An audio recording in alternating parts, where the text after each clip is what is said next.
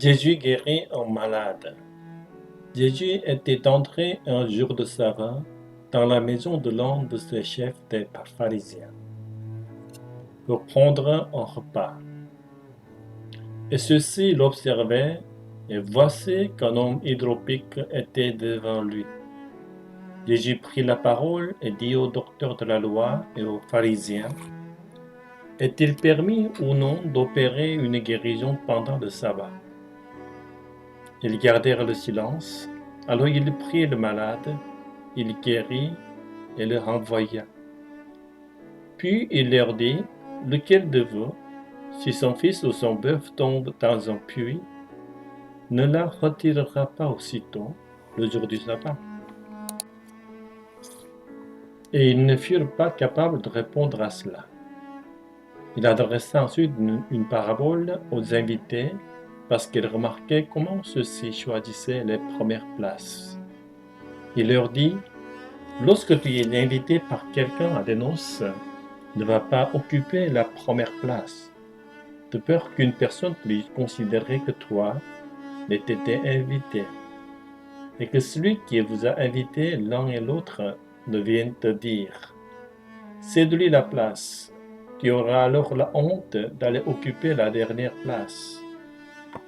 Mais lorsque tu es invité, va te mettre à la dernière place, afin qu'au moment où viendra celui qui t'a invité, il te dise, « Mon ami, monte plus haut, alors ce sera pour toi un honneur devant tous ceux qui seront à table avec toi. »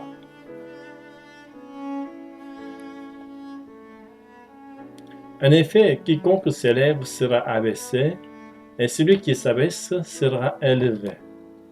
Il dit aussi à celui qu'il avait invité, « Lorsque tu donnes à dîner ou à souper, ne convie pas tes amis, ni tes frères, ni tes parents, ni des voisins riches, de peur qu'ils ne t'invitent à leur tour et que ce ne soit la rétribution.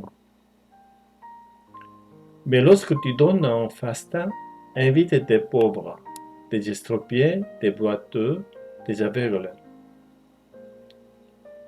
Et tu seras heureux, puisqu'ils n'ont pas de quoi te rétribuer, car tu seras rétribué à la résurrection des justes. » Un de ceux qui étaient à la table, après avoir entendu ces paroles, dit à Jésus, « Heureux celui qui prendra son repas dans le royaume de Dieu. » Et Jésus lui répondit, « Un homme donna un grand repas et invita beaucoup de gens.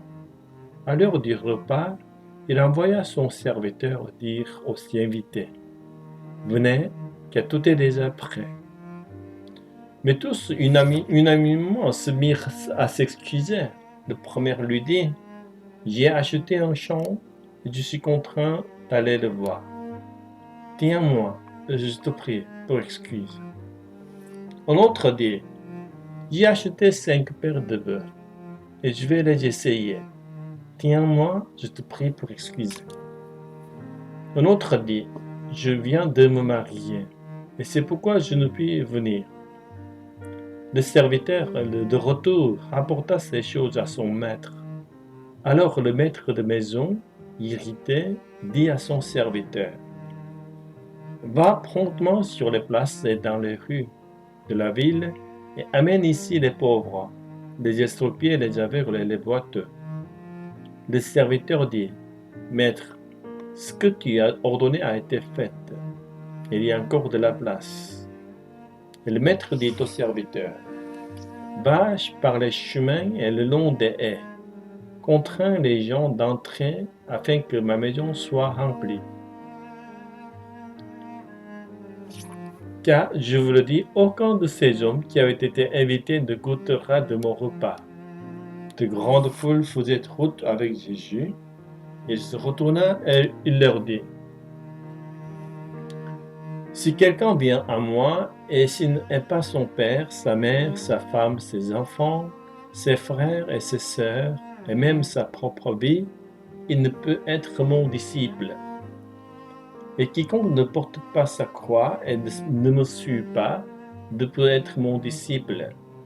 Car lequel d'entre vous, s'il veut bâtir une tour, ne s'assied pas d'abord pour calculer la dépense et voir s'il a de quoi la terminer.